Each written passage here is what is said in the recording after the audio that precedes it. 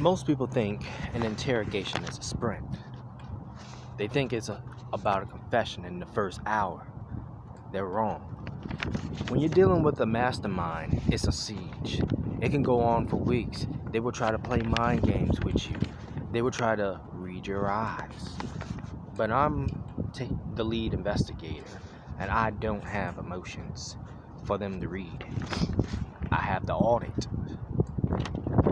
Today, I'm showing you the 11 questions that dignify the suspect while building their own cage. Again, today I'll be showing you the 11 questions that I use to dignify the suspects while building their own cage. This is how you trap a genius. Phase 1. Dignifying the ego. Questions 1 through 4. In the first week, we build a baseline. I don't ask about the crime. No. I ask about their legend. Question 1. So, a man with your background doesn't end up in this room by accident. So what is the one thing police always get wrong about your history?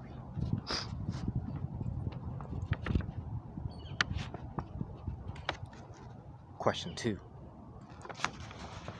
So you built a reputation for being 3 steps ahead. Does it frustrate you to be sitting here while the real amateur is still out there? Question 3. Tell me about your first success. Not the one on the record, no. The one you only know about. Question 4. If you were the lead investigator on this file, where would you have looked first? The logic? So the logic behind my first 4 questions is this.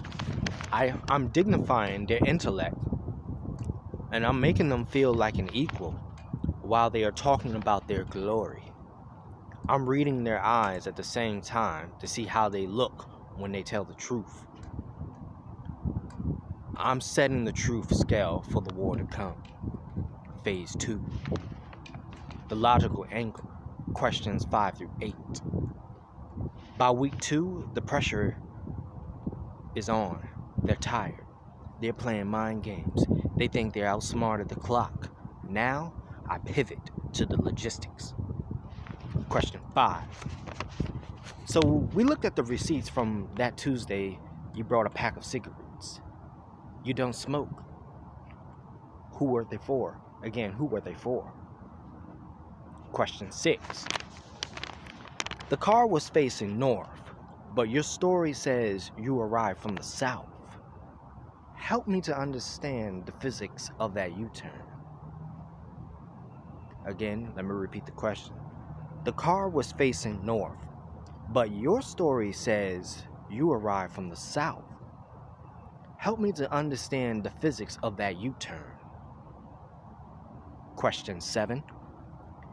If we check the cell tower pings, are we going to find your phone was resting, or was it moving with you? Question 8, I would like to ask. So you're a man of detail.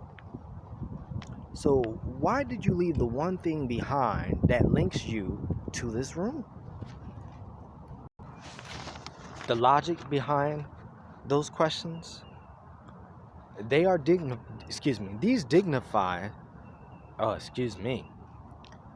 dignified traps.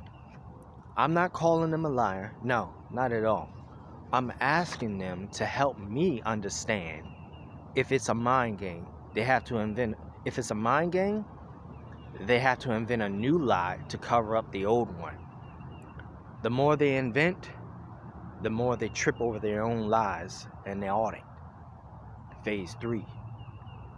My indictment questions 9 through 11. Week 3.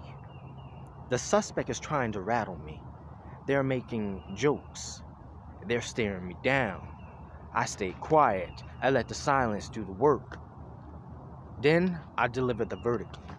Question 9. So when this goes to a jury, do you want them to see you as a monster? Or do you want them to see a man who was pushed too far?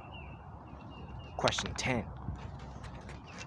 We both know the truth is in this folder. Does it hurt your pride that an average detective found the one mistake you made? Question 11. So if you could write the final chapter of this story right now, how would you want the world to remember your motive? The logic behind my questions that I ask is this. This is the final trap. Question 11 is the ego exit. A mastermind hates being misunderstood. So by asking how they want to be remembered, I'm giving them the chance to explain the why. The moment they explain the why, they have admitted to the what. Case closed.